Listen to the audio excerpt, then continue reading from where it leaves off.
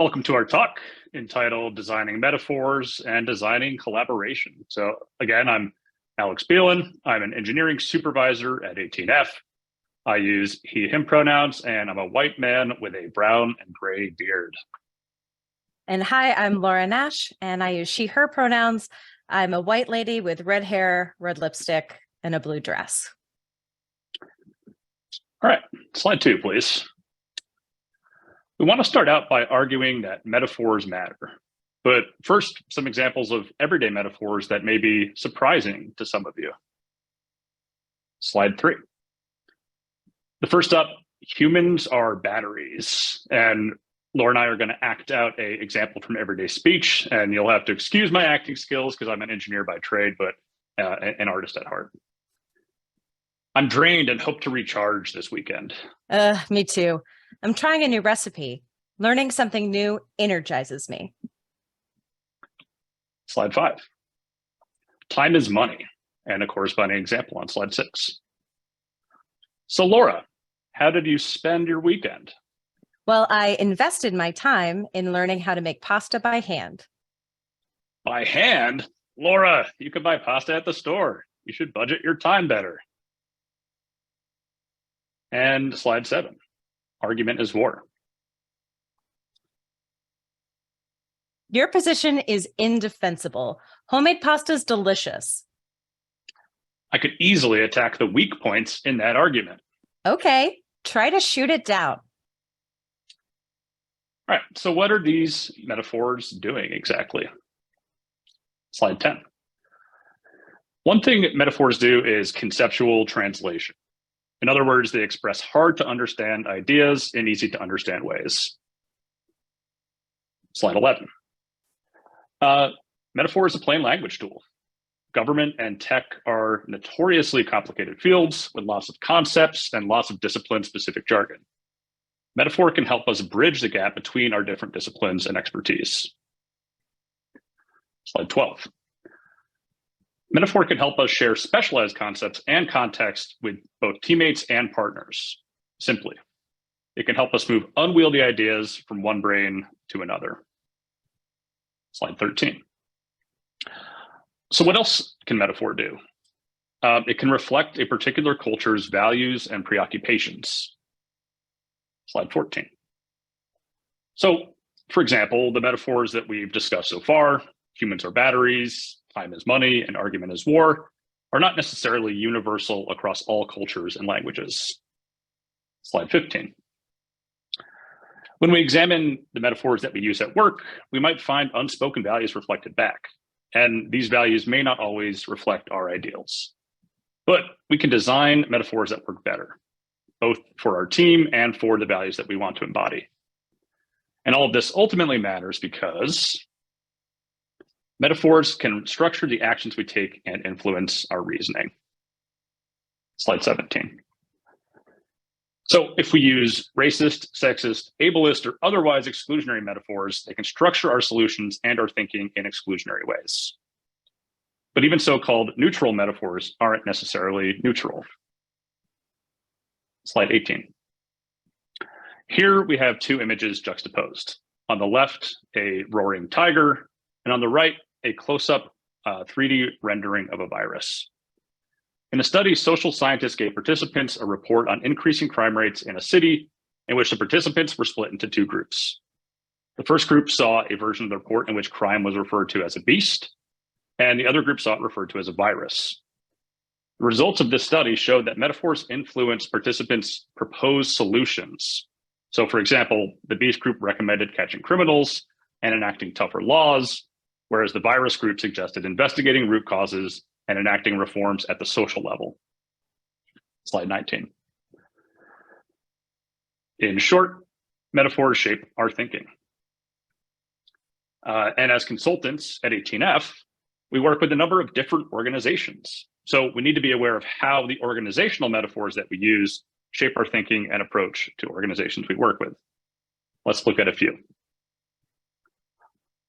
On slide 20, you'll see the metaphor organization as a machine. This metaphor is common in so-called scientific management, which was applied to factory work in the 19th and 20th centuries. We visualize this with an image of employees at work in a factory on the right.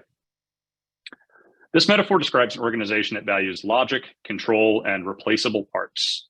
This metaphor works well when we're dealing with a stable environment with repeatable outcomes, but it begins to fall apart when we have a fluid environment and when employees are seeking more agency. On slide 21, you'll see an alternative metaphor, organization as an organism, visualized here as a hummingbird feeding from a flower. This metaphor describes an organization that seeks to fit into its surrounding environment and adapts to change. This metaphor works well when an organization is thinking a lot about outside changes that it has to adapt to, but it fails to work well when that change is constant and there's continuous uncertainty. Slide 22. It's important to note that these metaphors are not necessarily mutually exclusive. There are times when trying on both of these metaphorical lenses might actually benefit a situation for us. Slide 23. In summation, metaphor translates concepts, it reflects a particular culture's values, and it influences our reasoning. In short, metaphor matters. Thank you, Alex. And this is Laura again. So metaphors matter. So what's our responsibility? Well, we have to consider them and consider them carefully. So slide 25, you'll see the beast and the virus again. When we compare these to crime, how can we reflect on this without having to run an entire experiment? Well, it's that good old reliable tool, a table. So slide 26 is a table to help us think through and compare metaphors.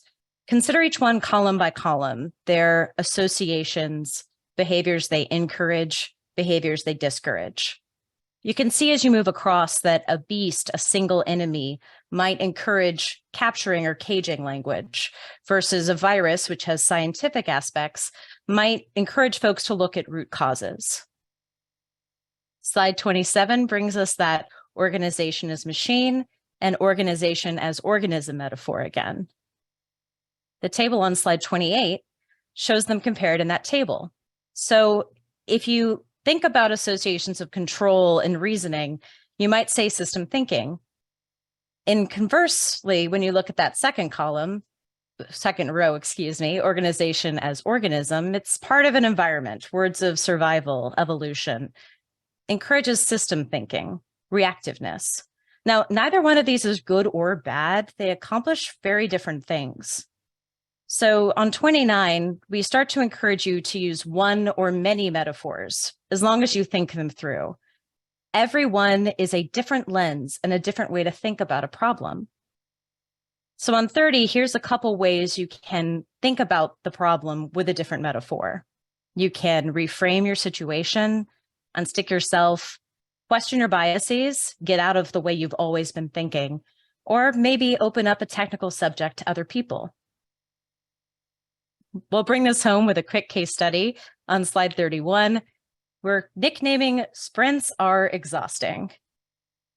So 32, you see a picture of people running, and this is appropriate because sprints are people running very fast for a short period of time. Sprint is an agile term for one period of an iterative cycle, bringing this metaphor to the agile space. But this language just wasn't working for our guides and methods team. On slide 34, you see some of their thinking in that table.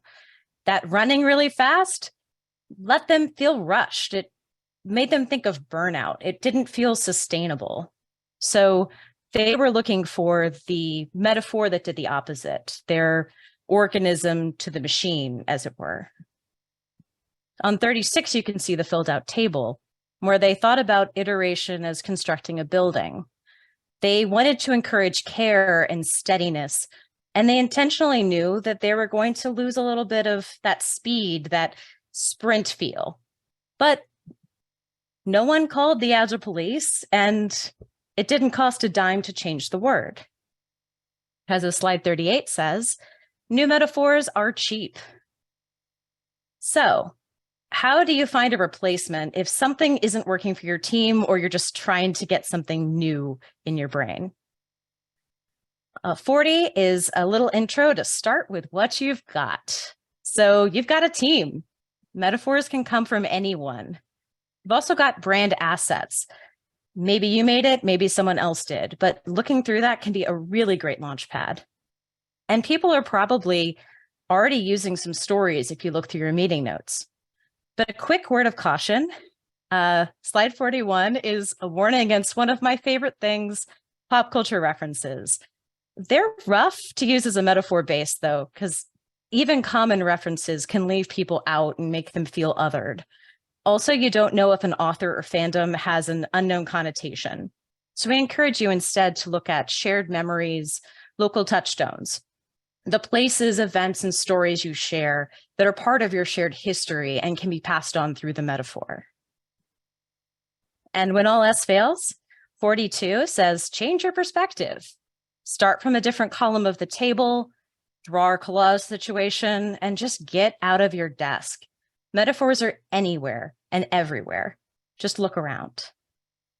So, to recap. All right, this is Alex again. Metaphors translate concepts. Metaphors reflect our values. Metaphors shape our thinking. Metaphors matter. So, it's important because they are both powerful and cheap. You choose them carefully, question what they mean, experiment with multiple lenses, and replace them when they break. Thanks.